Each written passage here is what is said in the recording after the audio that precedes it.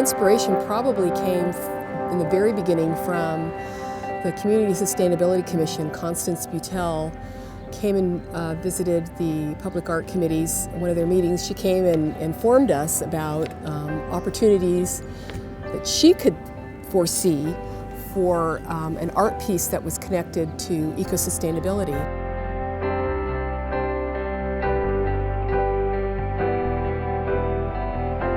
And on this one wall next to the check-in area was supposed to be a mosaic tile piece, but they had run out of money and we're going to have to put that on hold.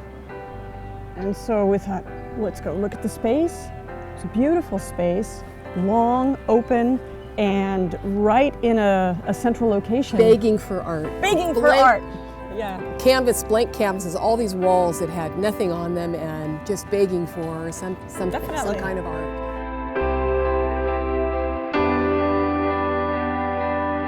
Doing all that legwork, it's kind of like washing your tools, getting your supplies together so you can create something. And sometimes I have to say it can be very tedious and kind of a drudge to get that public art policies and procedures thing together. Just about finished some of us off. The conceptual design starts with the viewer seeing 5 large panels of salvaged, repurposed, and recycled materials. As the viewer's eye moves along the panels, the piece transforms into strata conveying wind, water, land.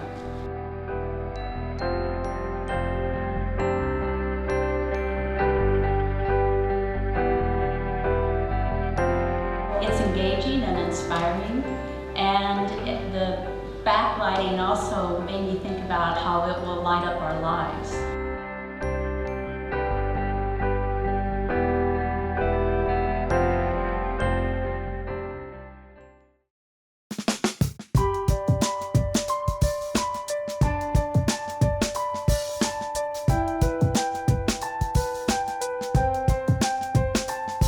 Project is pretty much perfect for what I like to do. It's just organic looking, it's a lot of recycled materials, real loose on the design, so it's good for me. I love that kind of stuff.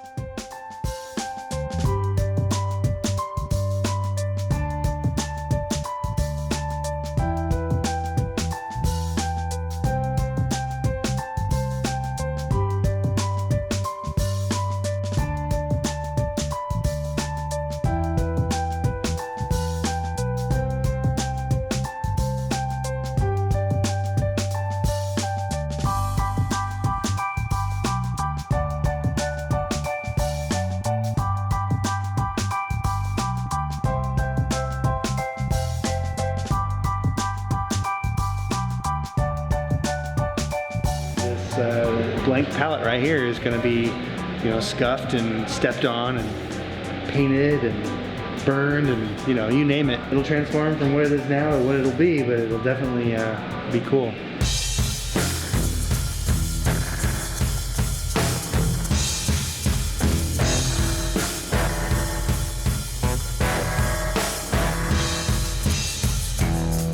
The 5 frames, each will be 3 feet by 5 feet approximate, pretty close to right on.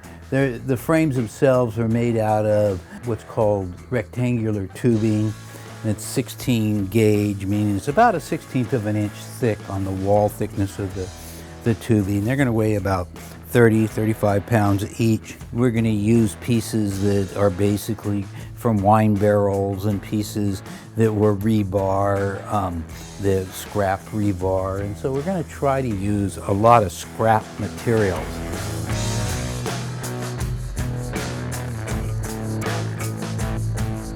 I wanted an opportunity to work with some other people, learn some new techniques, and get some different concepts and ideas. So just under that. That's good.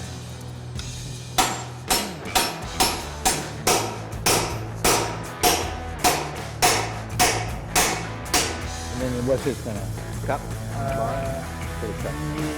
He listens to me as much as I listen to him. I mean, really, there's some ideas that I'm set in stone about, and then he says, well, what about this? And hey, that actually sounds pretty good, and vice versa. Just don't hit me.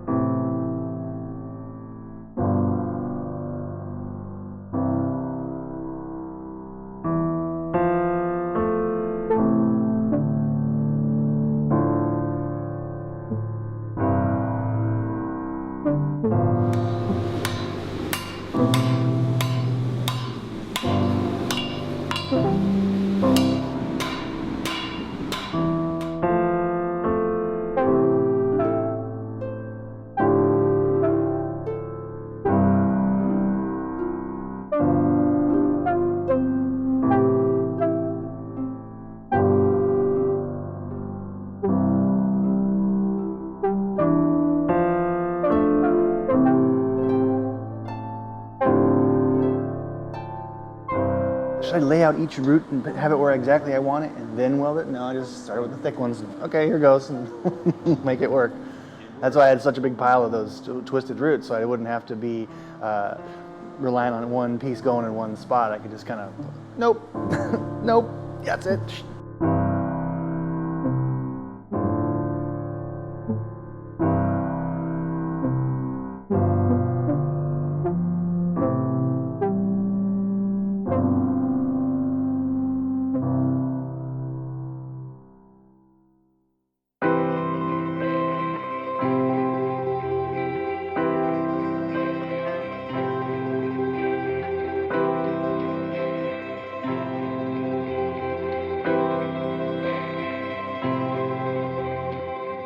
This is the ring that the glass orb or rock will sit in, and then these are the, what would these be called? The current behind the rocks that form, or I guess would form eddies and stuff. And all I've done here, Brian suggests I leave the ring split, that way they can be sized.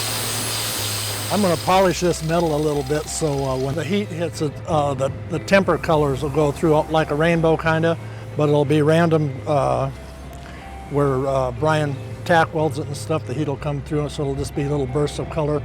And if it doesn't look good, you can paint over it.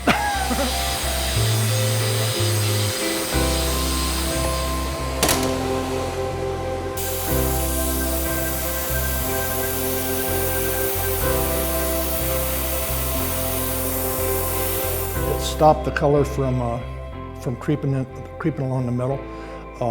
If I wouldn't, it would have still moved into the cooler parts, and then ended up being different colors. It kind of goes up like a rainbow almost.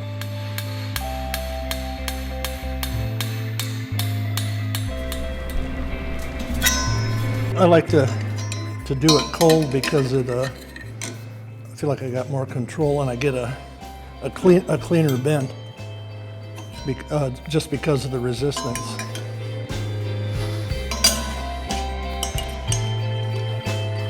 Working with these guys, go out to Brian's studio and they're out there, and all of a sudden, oh, look what this, David, look what I did, and Brian, look what I did, and I'm seeing stuff that, it's kind of like musicians jamming together. They show you their different licks, and you go, oh, whoa, that is so cool.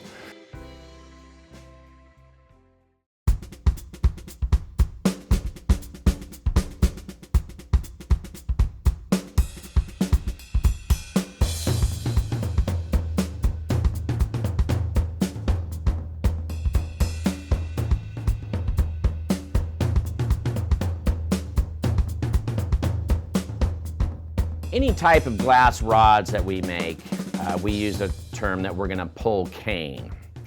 And so the really tight ones are called Marini, and these techniques are very Italian. So what I'm doing to make first the initial rods is I take colored glass on the end of the pipe, put 2 layers of clear glass over that, and then stretch that 20 to 30 feet long. It's kind of like pulling taffy. I've been doing this forever, and I've been doing a lot of work over the last 15 years with Marini, and I think that's part of the reason. It seemed that Brian, had a vision from the beginning of what he wanted from me, and so it was just a matter of Brian and I deciding on what kind of colors we were going to use. To make the pieces, generally I get 1 or 2 gathers of clear glass from the furnace, coming out of there at 2075.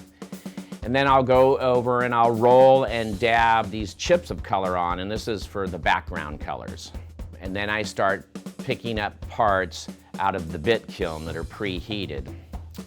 And so I'll pick up dichroic glass, which is a very kind of glitzy, shiny, and then I'll take a pick and pull it around, make it more abstract.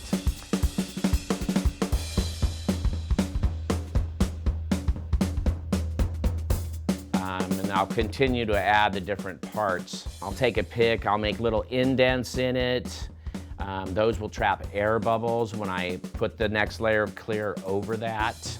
And the newspaper and the blocks we keep wet, And that way the block against the hot glass or the newspaper against the hot glass creates steam that it rides on. We cut it down with the tools called jacks, and then when we're totally finished with the piece, I let it cool a little bit, give it a fire polish, make sure the outside is very clean, and then I'll put it into an annealing oven.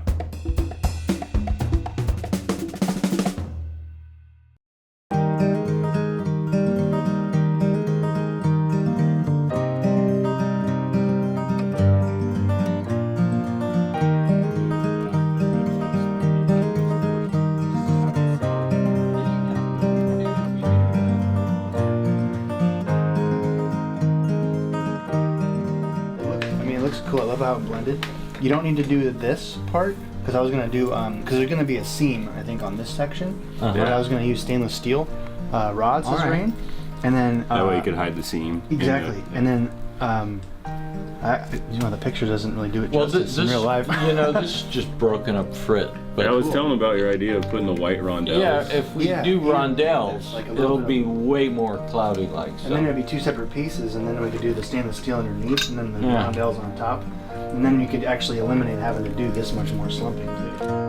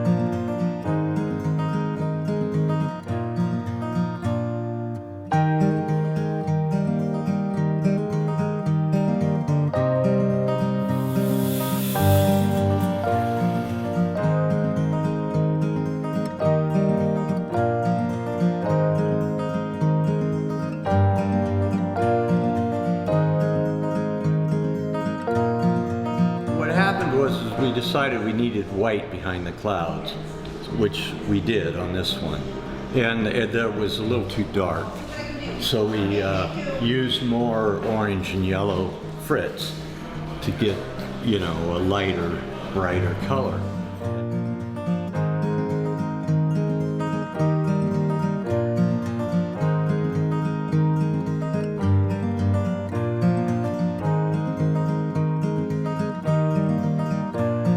We're all in this in a collaboration, and I think we all feel about the same about how much we're actually putting into it, and getting out of it is not so important financially, but artistically and community, it's fun.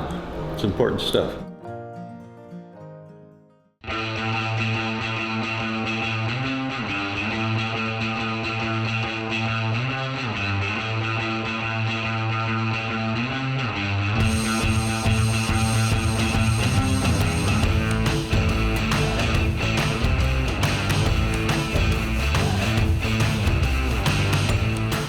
We've gone through 2 series of samples, and at this point the cattails are about 12 inches long and 1.25 inches in diameter, with a red glass and a black tip. And we're creating the cattails today out of the glass that we have in the furnace. The glass was melted yesterday. It's a special Scarlet Nova glass. It's kind of a scarlet on the top, and it fades to a creamy brownish wood tones on the bottom. The biggest challenge in the glass blowing process itself has been to get the right diameter of the cattail. It's very hard to make a nice, long, slender shape like that. It's much easier to make a big, clunky cattail. So to make them elegant looking would be my largest challenge.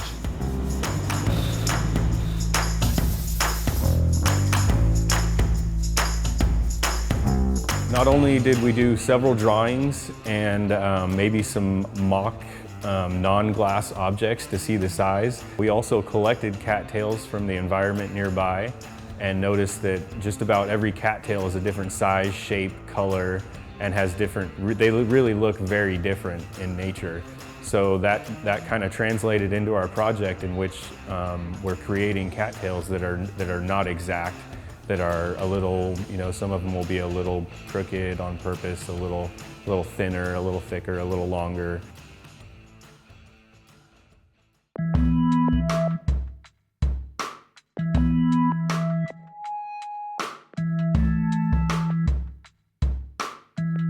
Well, we could do a nut, but we could also washer, maybe? a washer. Nut and a washer? Yeah, I'd rather heat up a washer and get it so that it looks a little more forged. Oh, like concave or whatever? Oh, yeah. Well, just so that it has a little bit of style to it, Okay. rather than just a plain washer. I mean, all I'd have to do is smack it a few times.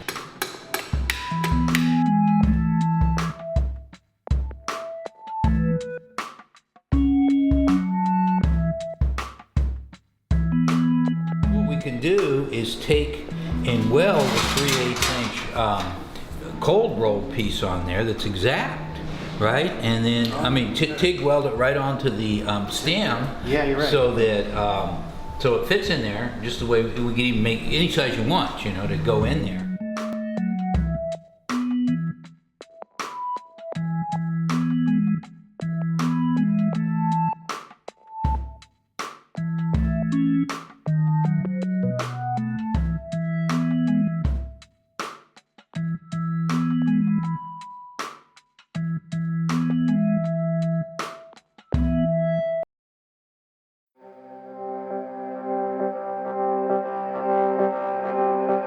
This has been a pretty interesting process, learning how to get this all put together and working with everybody. And as far as I know, I have about 27 more days. 20, yeah. It's due on the 1st of January. So we have less than a month to get it done.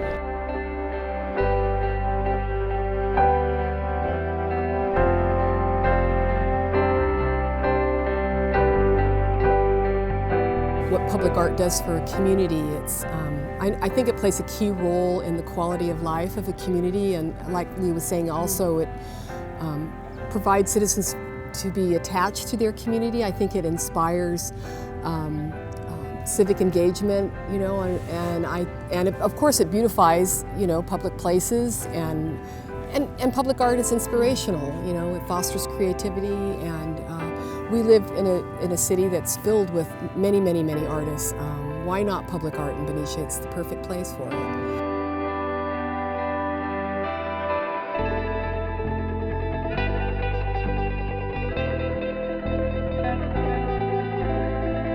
A design is kind of just an idea, a guideline, if anything, of what it's going to end up looking like. So it takes a lot of faith in the person paying for it or funding it or whatever to trust that it's going to look like I'm trying to describe. And most of the times it looks very similar to the picture, but there's always a difference.